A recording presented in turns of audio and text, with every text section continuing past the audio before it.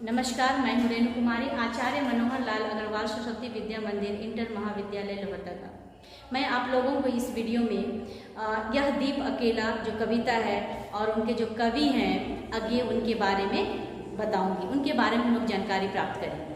तो अज्ञे का पूरा नाम यानी कि अज्ञे जो है नाम, ये इनका उपनाम है। इनका मूल नाम है सच्चिदानंद हीरानंद वात्सायन और इनका जन्म हुआ था 1911 में कुशीनगर उत्तर प्रदेश में। चूँकि इनका जन्म उत्तर प्रदेश में हुआ था, लेकिन इनका बचपन वहाँ नहीं बीतकर इनका बचपन श्रीनगर, लखनऊ और जम्मू में बीतता है। प्रारंभिक में ये संस्कृत और अंग्रेजी भाषा में रुचि रखते हुए इनका अध्ययन किया, लेकिन बाद में इन्होंने हिंदी भाषा में भी रुचि दिखाई और हिंदी भाषा को ग्रहण किया।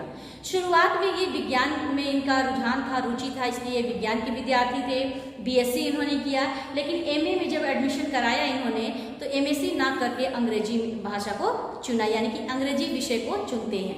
लेकिन ये एमए कंप्लीट नहीं कर पाते क्योंकि ये स्वतंत्रता संग्राम में भाग लेते हैं। तो स्वतंत्रता संग्राम में भाग लेने के कारण इनकी पढ़ाई बीच में छूट जाती है और उसी कारण से इनको 4 साल जेल में भी रहना पड़ता है और 2 साल ये नजरबंद रहते हैं। तो तब तक देश आज़ाद हो गया था।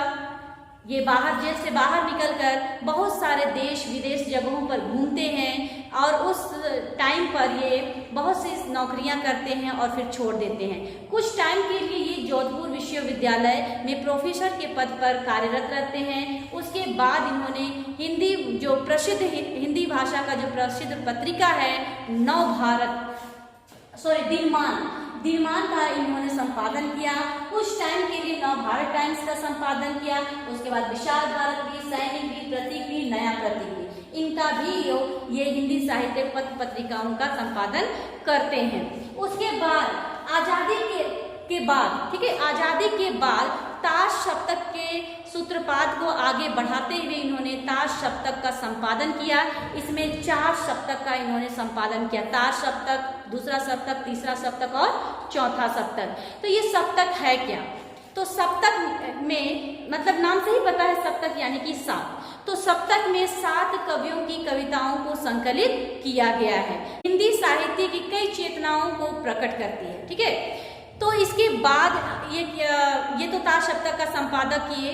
उसके बाद इनके हम देखेंगे कि इनकी प्रमुख रचनाएं कौन कौन सी। इनकी प्रमुख रचनाएं हैं नदी के द्वीप, शेखर एक जीवन, एक बूंद, अरे यायावर, याद रहेगा ये यात्रा वृत्तांत है। क्योंकि मैं बताई आप लोगों को कि ये बहुत देश विदेश की यात्राएं की, इसलिए इन्होंने यात्रा वृत्तांत भी लिखे हैं। तो इनका बहुत सारा प्रमुख रचनाएं हैं, क्षण भर, ठीक है, और नदी के द्वीप, ठीक है, और इनके जो साहित्य है, काव्य साहित्य जो हिंदी साहित्य है, इनमें क्या ज्यादातर है, यानी कि इनकी साहित्य विशेषताएं क्या है। इनकी इस कविताओं में या कहानियों में या उपन्यास में प्रकृति, प्रेम तथा मानव मन के अंतर्द्वंदी ये देखने को मिलेगा। इनकी कविताओं में व्यक्ति की स्वतंत्रता है और साथ ही साथ बौद्धिकता भी प्रकट होती है इनकी कविताओं में। ठीक है, तो ये जो कवि हैं अज्ञे, इनको बहुत सारे पुरस्कार से भी इनको सम्मानित किया गया। साहित्य अकादमी पुरस्कार, ज्ञानपीठ पुरस्कार, भारत भारती का सम्मान मिला।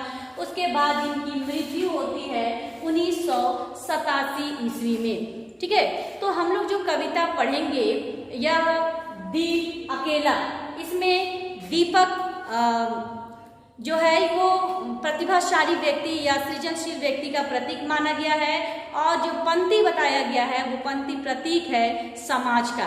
तो जो एक व्यक्ति है जो सृजनशील है, प्रतिभाशाली है, उसके अंदर बहुत अच्छे गुण हैं, लेकिन वो अकेला है, तो रिक्वेस्ट करते हैं आगे इस कविता के माध्यम से कि इस वैसे व्यक्तियों को समाज में जगह दे दीजिए ताकि समाज का भी कल्याण हो सके, समाज का भी विकास हो सके और साथ ही साथ उस प्रतिभाशाली व्यक्ति का भी विकास हो सके, उस प्रतिभाशाली व्यक्ति के जीवन भी सार्थक बन सके। ये हम लोग इस कविता में आगे कंटिन्यू करेंगे। नमस्कार।